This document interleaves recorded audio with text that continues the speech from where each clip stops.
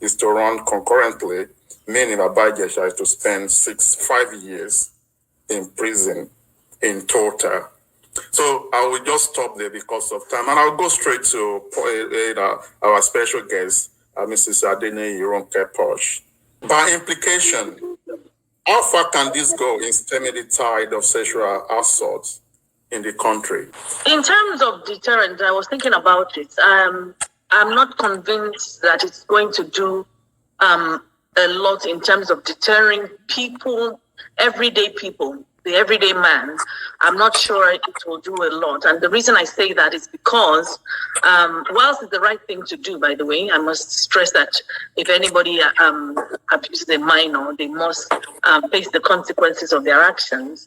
I believe that because this was amongst so-called celebrities, and there was a lot of media attention on that case, that is why we are where we are today.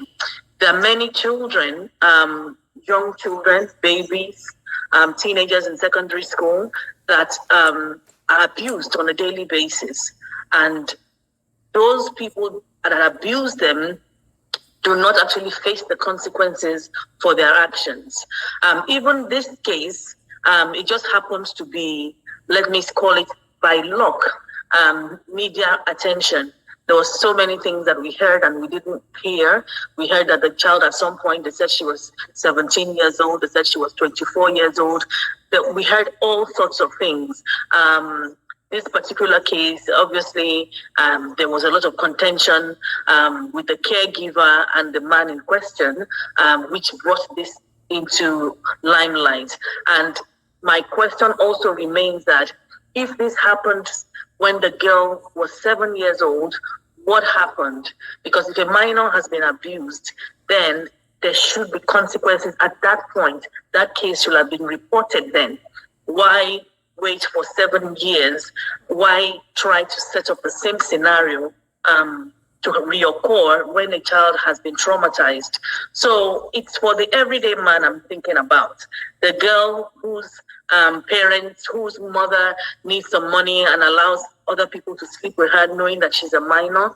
The children that go to secondary schools and they are working as nannies in people's homes and they're abused by several people. Those are the people that I'm worried about. I don't think that this will send a strong message yet to those people. I'm just not convinced. I believe that when they start picking up, when the government starts picking up the everyday man on the street that abuses children, then we'll have more of a deterrent. I just believe that this is an isolated celebrity case, which has been handled properly. They faced the law. They've involved the government. The social media has given it some traction. Whatever the consequences are, you would have to face it.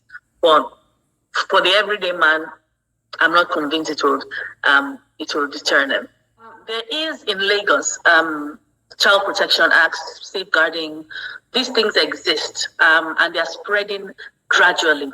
I believe that in Lagos, that is the state that does it the most in Nigeria. At least we know that in the north, a lot of people marry minors and it is acceptable based on culture. So I can't imagine if you put a Child Protection Act and in the north and you say that someone should not be involved with a minor, it will not fly because it's the culture for them to marry minors. We've heard cases of alleged politicians with minors and nothing has happened. And that is my concern, that number one, is this guy going to truly spend the 5 years there? And when he comes out, is it going to affect his career in any way? I do not think so, because in many of these places around the country, these sort of things happen and they actually have normalized it, unfortunately. The Child Protection and Safeguarding Act is happening. I know Lagos State is moving around schools. They've had many gatherings. They are even mandating that all schools do the training for all their educators in Lagos State. And like I said, I believe that Lagos State is the one that is doing the most at the moment. Not to say that other states are not making an attempt to protect the children. So the awareness is there. people and educators especially know that they ought to have some form of child protection and safeguarding training in every school. So it is happening. Lagos State is moving around. They're sharing materials. They're doing the training. It's moving around, but it is gradual. That's what I'm not going to say that it's widespread all over the place, but it's better than nothing. And we've come a significantly long way from where we were. Last week, I was in a conference with over 100 educators, and I asked about safeguarding, which was a topic I was invited to talk about. And I asked the audience, which was mainly educators, that before today, have you ever thought about the word safeguarding? The kind of the society we live and how the society has responded to all this. The mother of the victim, Princess, faced opposition during the trial with many people calling her out to discontinue the case. Will you say the society is complicit in this, on this? Yes, absolutely. As a society, we are complicit. It's very unfortunate.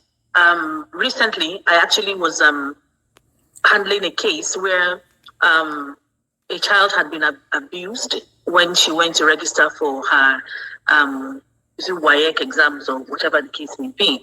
And eventually, people were begging the mother to forget about the case and forgive the man.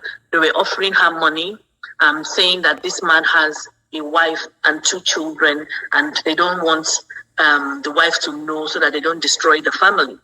However, this girl at the time was 12 years old, so they don't really care about the after effects of the trauma or the girl, but we will want the man to continue his life, and he'll probably have abused the minor before and continue to do so, knowing that what's the worst that can happen is that I'm going to beg my way out of it. I'm going to get my brother and my friends to beg out of it.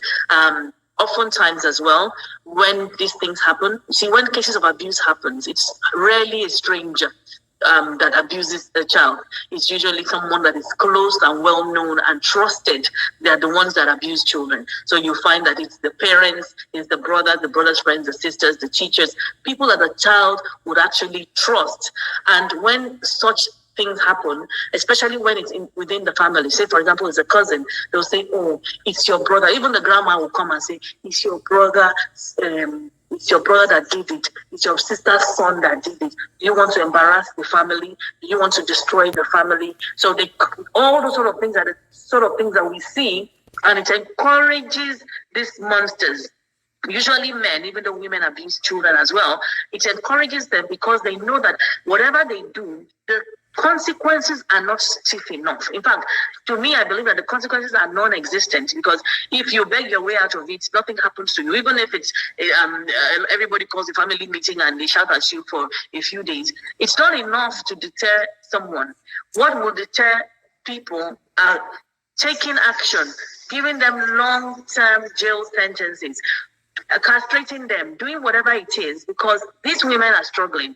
As you read at the beginning, 1 in how many people have been abused? So many different kind of statistics.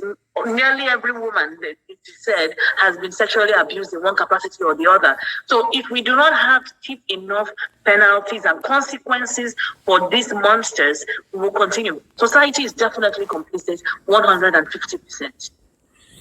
Yeah, that's very powerful there, Ronke Poshe, and you know, for that analysis, Ronke Poshe, for our final comments, like solutions and other ideas. And if you have any response to what Dr. Vicky just said, please address some of the issues in your final response. Thank you. Thank you. Dr. Vicky is right on target. We're on the same page. I don't really have anything to oppose there. I will just add that these days, what we do with teenagers is to empower them to speak up, to say to the predator that they know that it's abuse. Because oftentimes, when we contrast what is happening now and then, oftentimes a lot of children don't even know that they're being abused. And a lot of children don't know what to do. So when that happens, for example, people are already saying family members, all sorts of things. How about if she goes to speak to a teacher? If the teacher is aware of what to do in a case of abuse, because it is abuse, call it whatever it is. penetration or not, it's harassment, it's abuse, it's everything that is wrong. So how are we empowering those children these days so that they are so aware, even when the person is already grooming the child? Because they will groom the child, they will give them things, they will be nice to them, you will trust them, and then they will just suddenly do something like grab her. Like empowering those teenagers, speaking to them in school, speaking to them at assemblies, telling them. The only fear that I have is that oftentimes, even when the father is the one abusing the child, when you take those sort of cases to allow her, if they are to remove those children from their homes, where are they going to put them? Are they going to be in a safer place, or are they going to be in somewhere worse where different people will now abuse them? That is what we need, social services, and we need for those children to be protected wherever it is that they are taken to. So the government has a lot to do. When the children are abused, it is trauma and it can last for many, many years. So they do need handholding for many, many years to come. They need counseling. They need psychologists, depending on the level and the degree of the abuse. Those children need, even as adults, they still need to be checking in every now and again to see that they are living good quality lives and it's not impacting their career or their social life or anything else that they're doing. Society stigmatizes. They stigmatize. They will tell you, oh, that girl that was abused, that one that was raped, that one that was... We need to know that whoever was abused is actually the winner, is the survivor.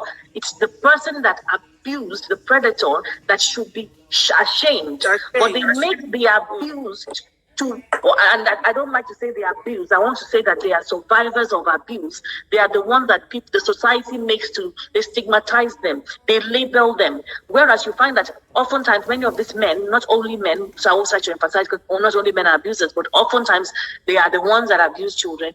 They get away with it. You won't even hear about cases like that. I mean, when we had the Christian case happen not long ago, where the little girl was in Dubai and all sorts of things happened, we kept hearing about the girl.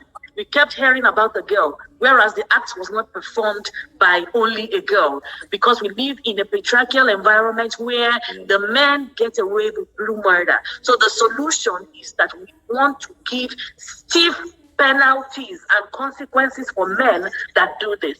Above all else, my favorite solution is for parents to be intentional and have strong emotional bonds and connections with their children, such that they can trust them enough to say things. And the first thing that the parent will do should not be to shout, to defend, to beat the child, but to listen and investigate. The best thing to do is that you stay with your children, you leave them with trusted adults. You can't put your child with someone based on sentiment. You can't say, because he's my brother, it's okay to leave my child. You don't know how perverted this brother may be. It is also better for you to leave your children in an environment where you have more than two eyes. You have more than one person there, and you can trust the child. You can trust the person. Some people will say, oh, they put CCTV in their homes. Even if you find out that it was X that abused your child because you saw it on CCTV, hooray, that person might be thrown in jail, but that child has still been abused. What we need to do is to get you to prevent the abuse in any way. Thank you very much, I'll quickly, because of time,